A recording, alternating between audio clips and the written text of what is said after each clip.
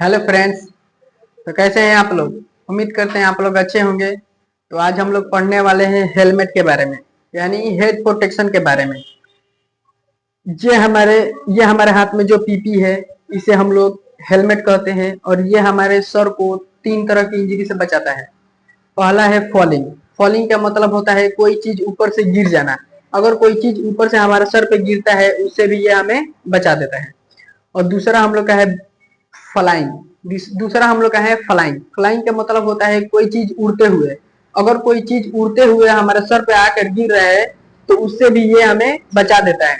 और तीसरा हम लोग का है बम्पिंग। बम्पिंग का मतलब होता है कहीं टकरा जाना या कहीं और प्लेस पे पैर फिसल गया तो गिर गए, तो उससे भी हमें ये बचा देता है। और आगे बढ़ते हैं। हेलमेट को तीन भागों में बांटा गया है। पहला है कलर कोडिंग, दूसरा है यूज के हिसाब से, और तीसरा है बनावट के हिसाब से। तो पहला हम लोग को पढ़ेंगे कलर कोडिंग, यानी ग्रीन कलर का हेलमेट जो होता है, ये सेफ्टी अफसर पहनते हैं। और येलो कलर का हेलमेट जो होता है, वो वर्कर पहनते हैं। और व्हाइट कलर का जो हेलमेट होता है, वो इंजीनियर या मैनेजर पहनते हैं। और रेड कलर का हेलमेट जो होता है, वो इलेक्ट्रिशियन पहनते हैं। और एक और है ब्लू कलर का जो हेलमेट होता है, उसे हाउस कीपिंग लोग पहनते हैं। और सारे कलर हेलमेट्स में है। और उसके बाद है यूज, यानी कौन कौन सा हेलमेट कौन काम में यूज किया जाता है। तो पहला हम लोग जानेंगे क्लास ए, यानी जनरल हेलमेट। यानी जनरल हेलमेट कंस्ट्रक्शन साइट पे यूज किया जाता है, और वो हमें 2200 वोल्टेज से बचाता है। और दूसरा हम लोग का है class B. Class B electric helmet कहते हैं, जिसको हम लोग ई के नाम से जानते हैं।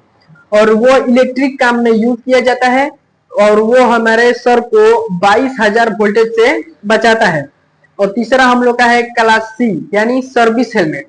ये ये हमारे नॉर्मल काम के लिए है, जैसे में ऑयल कंपनी में हो गया, चाहे रिफाइनिंग कंपनी में हो गया, गैस कंपनी में हो गया। और उसके आगे ये है बनावट, यानी हेलमेट का बनावट। जैसे में ये हमारे हाथ में एक हेलमेट है, इसके आगे जो ये ब्रिम निकला होता है। एक हेलमेट होता है जिसमें हाफ ब्रिम होता है, और ये ब्रिम का लंबाई 1 इंच से 1.25 इंच रहता है।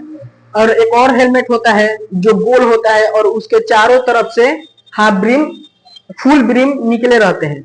एक और हेलमेट होता है जो गोल होता है, और उसके चारों तरफ से फुल ब्रिम निकला होता है। और उसके आगे इसके कंपोनेंट्स के बारे में पढ़ते हैं। तो सबसे पहले ये जो ऊपर वाला पार्ट है इसका, ये है सेल। ये इतना मजबूत होता है